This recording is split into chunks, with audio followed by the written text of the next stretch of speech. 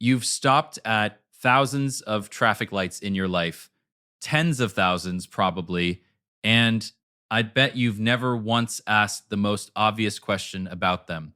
Why is red on top? Not why red means stop. We'll get there, and trust me, that answer involves exploding trains. I mean, why is the red lamp physically bolted to the top of the pole? Who decided that? Was there a meeting? Did somebody actually fight about it? Yes, there was. And yes, they did. This is the story of a piece of design so good it became invisible. Stick around because by the end of this video, you'll never look at an intersection the same way again. And you'll meet the one town in America where the traffic lights are deliberately upside down. To understand the red light, we have to go back to the early 1900s when city streets were pure chaos. You had horses, streetcars, bikes, pedestrians, and these terrifying new things called automobiles, all sharing the road with basically zero rules. Intersections were managed by one poor cop standing in the middle, waving his arms and hoping for the best. It was, to use the technical term, a disaster. But the fix didn't come from the road, it came from the railroad. Railroads had used colored light signals since the 1800s, and they learned some lessons the hard way. Some early systems used white light to mean go. White light, in a world full of other white lights, red lenses would fall out of the signal lamps, leaving plain white. So a signal that should have screamed stop suddenly said, come on through. The results were exactly as bad as you'd think, so they switched.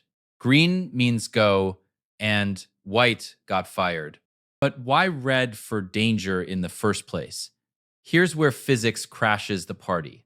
Red light has the longest wavelength we can see, and longer wavelengths get scattered the least by fog, rain, dust, and air itself. It's the same reason sunsets are red. That light punched through the most atmosphere and survived. So if you need a train driver to see a signal a mile away through fog and smoke, red isn't just a choice. It's the choice. Physics decided this before any committee did. Add thousands of years of humans linking red with blood, fire, and danger, and you've got the perfect stop signal.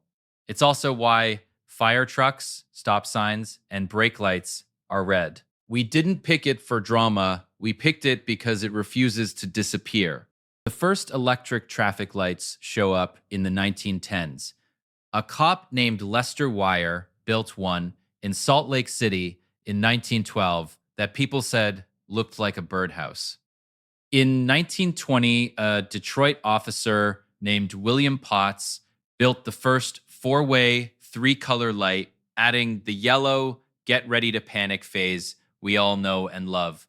But here's what nobody tells you. For years, there was no standard at all.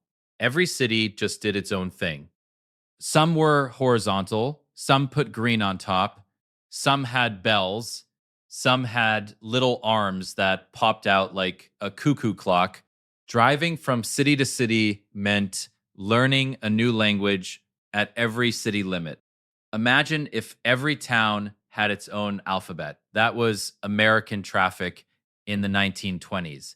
So, in the 1920s and 30s, engineers finally hammered out national standards. And one rule they locked in: vertical signals, red on top. Always. So, why the top? Here's the beautiful part: the position isn't decoration, it's a backup system. About 1 in 12 men and far fewer women have some form of red green colorblindness.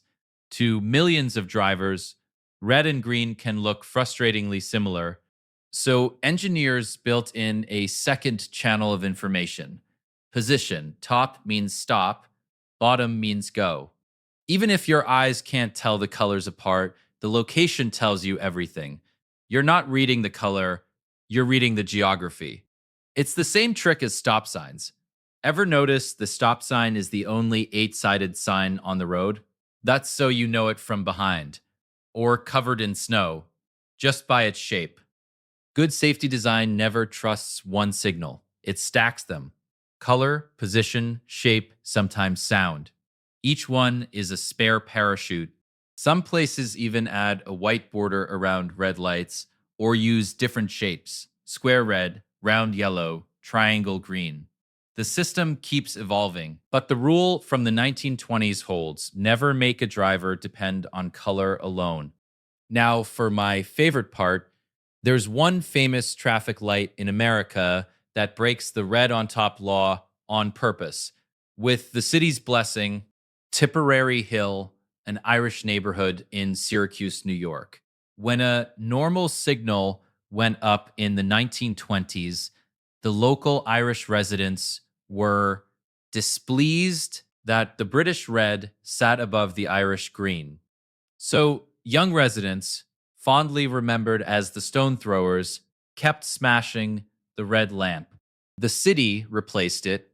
They smashed it again, replace, smash, until officials finally gave up and installed it upside down, green proudly on top.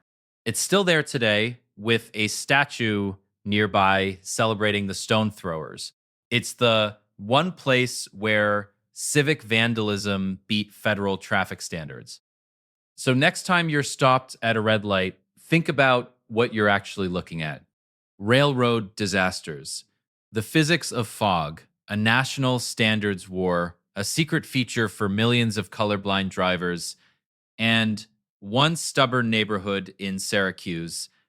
A traffic light is a tiny three eyed monument to every mistake we made learning to share the road. We just stopped seeing it because great design, once it works, becomes invisible. Here's a question to leave you with: what else are you looking at every single day without actually seeing it? Turns out almost everything has a story like this. That round airplane window, people died for that design. That's the next video. If this rewired your brain a little, subscribe.